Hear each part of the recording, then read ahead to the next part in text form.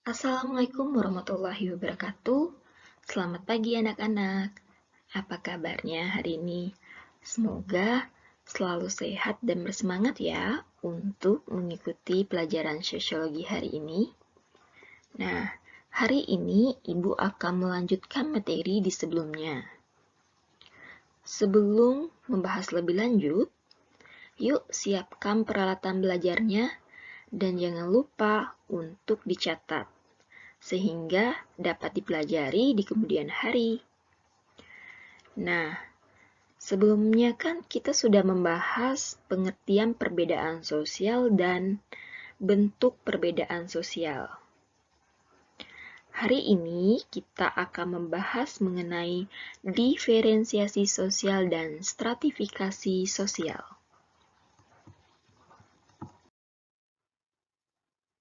Perbedaan sosial dibedakan menjadi dua. Yang pertama, diferensiasi sosial, dan yang kedua, stratifikasi sosial. Yang pertama, kita akan membahas diferensiasi sosial. Sekarang, coba kalian perhatikan gambar-gambar yang ada di sini. Apa yang dapat kalian simpulkan? Gambar-gambar yang tertera di sini menunjukkan perbedaan-perbedaan secara horizontal. Garis horizontal mewakili garis yang sejajar. Artinya, perbedaan-perbedaan dalam masyarakat ini sifatnya sejajar atau sama.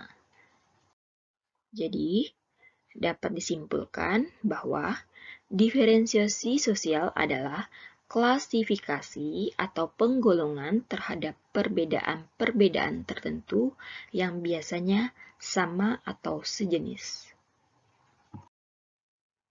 Nah, bentuk-bentuk diferensiasi sosial itu ada 7 bentuk.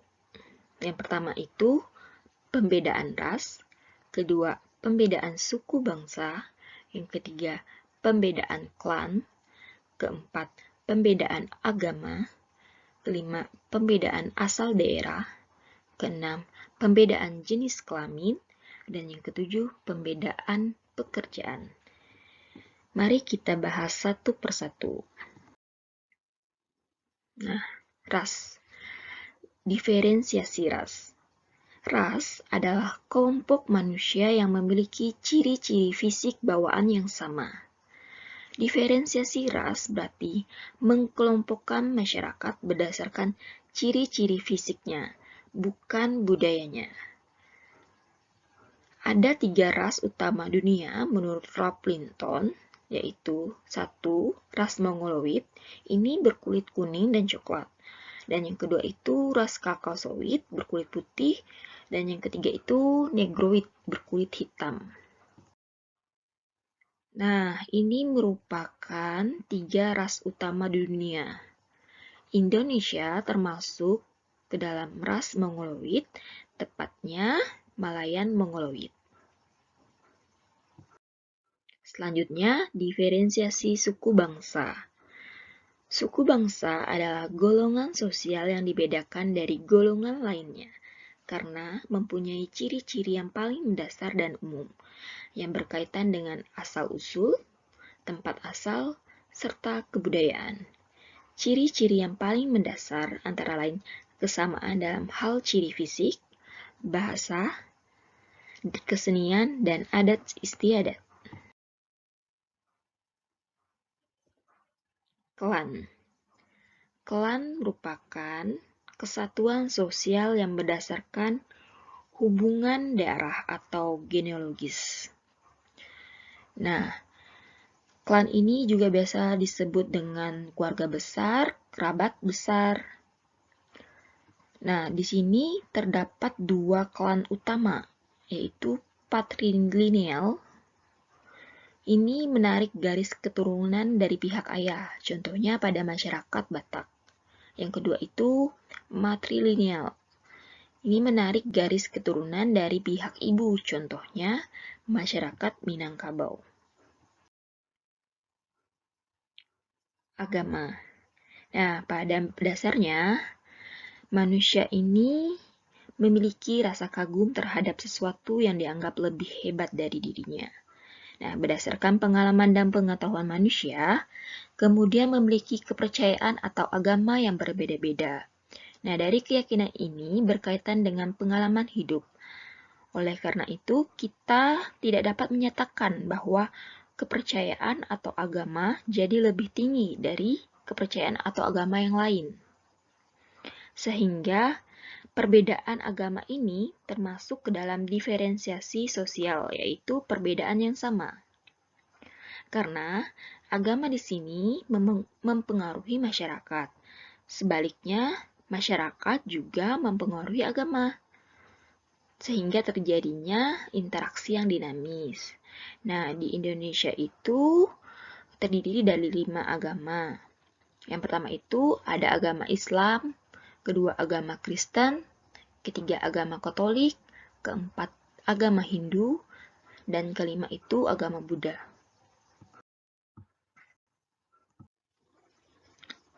Nah, selanjutnya diferensiasi asal daerah.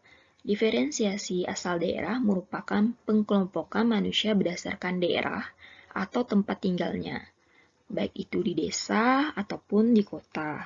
Nah, perbedaan antara masyarakat di desa dan di kota ini kan pasti mencolok.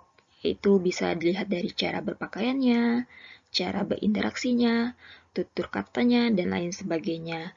Nah, adanya perbedaan ini termasuk ke dalam juga diferensiasi sosial, yaitu perbedaan yang sama. Selanjutnya, perbedaan jenis kelamin.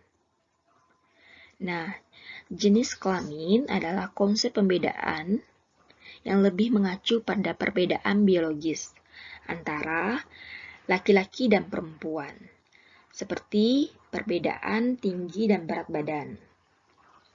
Apabila didasarkan pada hal tersebut, maka seharusnya tidak ada diskriminasi atau pembedaan atas dasar jenis kelamin, karena tidak ada yang lebih tinggi ataupun rendah. Ini berkaitan dengan kesetaraan gender. Nah, kesetaraan gender ini juga dikenal dengan keadilan gender, yaitu suatu pandangan bahwa semua orang itu harus menerima perlakuan yang setara dan tidak ada diskriminasi atau pembedaan berdasarkan identitas gendernya, baik itu laki-laki maupun perempuan. Selanjutnya, diferensiasi pekerjaan. Pekerjaan atau profesi adalah suatu jenis pekerjaan yang ditekuni oleh seseorang, individu, atau kelompok guna memenuhi kebutuhannya. Nah, dalam diferensiasi ini, pekerjaan tidak diukur secara ekonomis, sehingga tidak ada suatu pekerjaan yang lebih baik atau lebih rendah dari pekerjaan lainnya. Ini dilihat dari peran dan tanggung jawabnya dalam menekuni pekerjaan tersebut. Nah, kita masuk ke dalam stratifikasi sosial. Nah, stratifikasi sosial ini berbeda dengan diferensiasi sosial. Kalau diferensiasi sosial itu garisnya itu horizontal atau sejajar, kalau stratifikasi sosial itu garisnya ke atas, yaitu perbedaan secara vertikal naik ke atas ya. Nah, kalian bisa lihat dari gambar yang di samping, seperti piramida itu adanya pembagian kelas-kelas masyarakat secara bertingkat. Jadi, stratifikasi sosial ini pengertiannya adalah pembedaan masyarakat ke dalam kelas-kelas sosial secara bertingkat atau hierarkis. Perwujudannya itu dalam masyarakat ada kelas atas, kelas menengah, dan kelas bawah. Nah, ini seperti yang di tabel berikut ini. Ada yang kelas 1 itu kelas atas, kelas 2 itu kelas menengah, dan kelas 3 itu kelas bawah.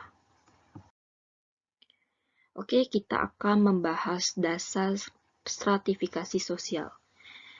Dasar stratifikasi sosial itu terbagi menjadi 4. Pertama, dilihat dari ukuran kekayaannya. Kedua, ukuran ilmu pengetahuan. Ketiga, ukuran kekuasaan. Dan keempat, ukuran kehormatan. Nah, kita akan membahas dari ukuran kekayaan. Ukuran kekayaan atau kebendaan ini dapat dijadikan suatu ukuran. Siapa yang mempunyai paling banyak kekayaan, maka seseorang tersebut akan masuk ke dalam lapisan sosial yang paling tinggi atau yang paling atas. Nah, kriteria umumnya itu bisa dilihat dari rumah yang bagus, mempunyai mobil yang mewah, perabotan rumah yang mewah, dan lain sebagainya. Nah, jadi semakin kaya seseorang, maka memungkinkan seseorang itu masuk ke dalam lapisan sosial yang paling atas.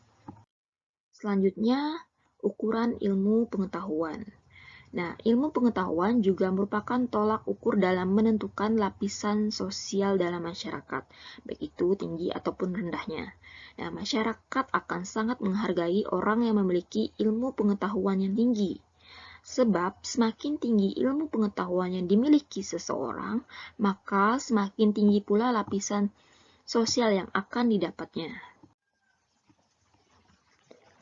Yaitu stratifikasi sosial yang berdasarkan ukuran kekuasaan. Seseorang yang memiliki kekuasaan atau memiliki otoritas tertinggi pada jabatannya secara tidak langsung akan menempati posisi lapisan sosial teratas.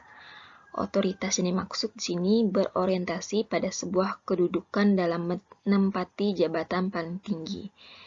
Jadi, semakin tinggi jabatannya atau kekuasaannya, maka semakin berpeluang untuk naik ke lapisan sosial atas atau lapisan sosial yang tinggi. Nah, terakhir ini ukuran kehormatan. Seseorang yang dihormati akan mendapat lapisan sosial teratas. Hal ini biasa dijumpai pada masyarakat tradisional. Biasanya lapisan sosial ini akan didapat oleh mereka yang memiliki usia tua atau mereka yang pernah berjasa besar kepada masyarakat.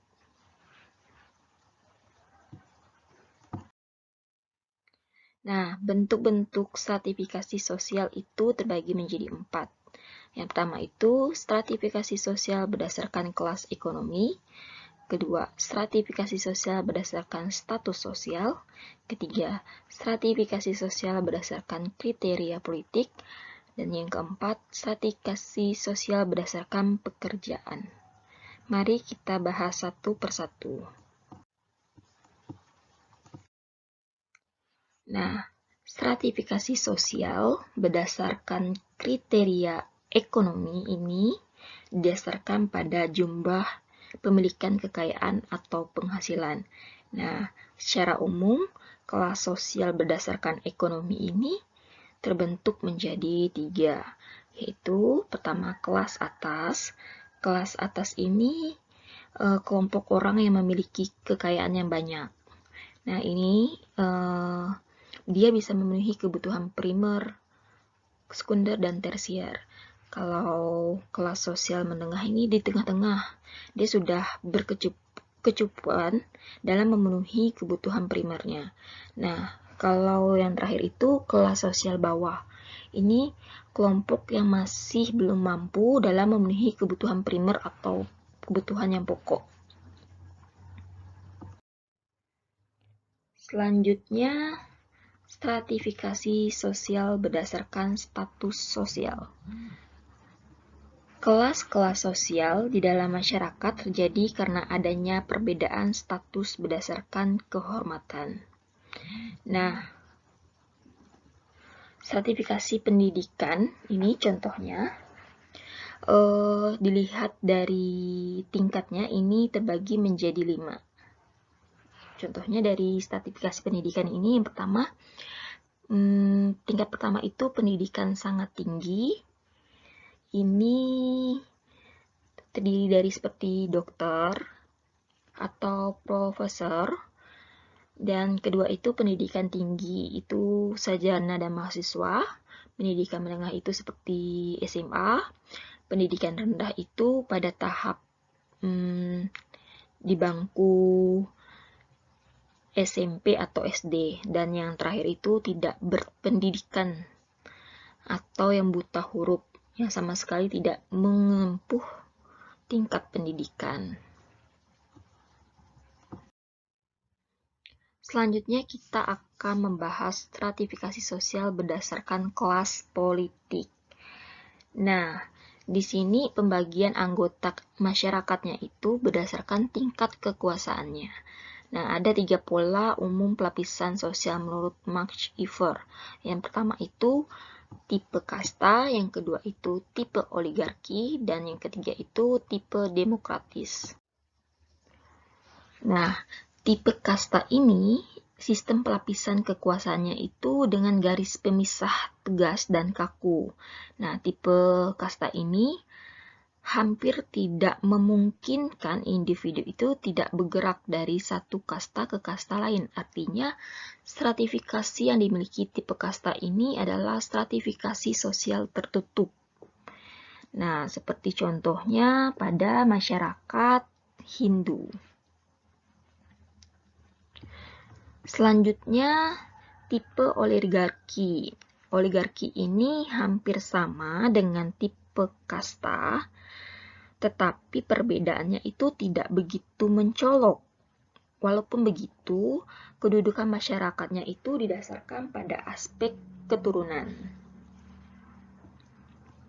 Selanjutnya itu tipe demokratis. Demokratis ini garis pemisahnya itu bersifat fleksibel dan terbuka. Artinya stratifikasi sosial ini bersifat terbuka pada tipe demokratis. Artinya tidak menunjukkan tinggi rendahnya status seseorang atau tidak dilihat dari keturunan, tetapi dilihat dari kemampuan seseorang. Nah, selanjutnya stratifikasi sosial berdasarkan kriteria pekerjaan. Nah, jenis pekerjaan yang dimiliki oleh seseorang ini dapat dijadikan sebagai dasar pembedaan dalam suatu masyarakat. Nah, penggolongan masyarakat berdasarkan mata pencarian atau pekerjaannya terbagi menjadi 5. Yang pertama itu elit. Elit ini adalah orang yang kaya dan menempati kedudukan atau pekerjaan yang tinggi, seperti contoh pengusaha besar atau juga pejabat negara. Selanjutnya itu profesional, adalah orang yang berijazah dan bergelar sarjana, seperti dokter, jaksa, hakim, dan lain sebagainya. Semi profesional, ini seperti pegawai kantor, sekretaris, pengurus organisasi, dan pedagang. Selanjutnya itu golongan tenaga terampil. Nah, tenaga terampil ini orang-orang yang memiliki keterampilan atau juga keahlian. Seperti contoh, ahli kecantikan, fotografer, montir, dan masih banyak lagi ya. Yang terakhir itu tenaga tidak terdidik. Nah, tenaga tidak terdidik ini mereka yang bermata pencarian rendah tanpa keahlian, seperti tukang becak, tukang batu, pemulung, pengemis, dan lain sebagainya. Nah, Ibu rasa materi kita cukup pada hari ini. Semoga apa yang sudah Ibu jelaskan dan apa yang sudah Ibu paparkan mudah dipahami untuk kalian.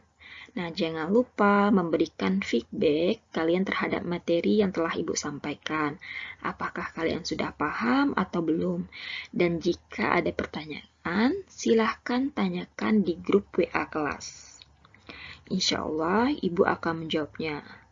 Pesan Ibu, tetap bersemangat dalam belajar, dan jangan lupa untuk selalu menjaga kesehatan. Ibu akhiri, wassalamualaikum warahmatullahi wabarakatuh. Selamat pagi.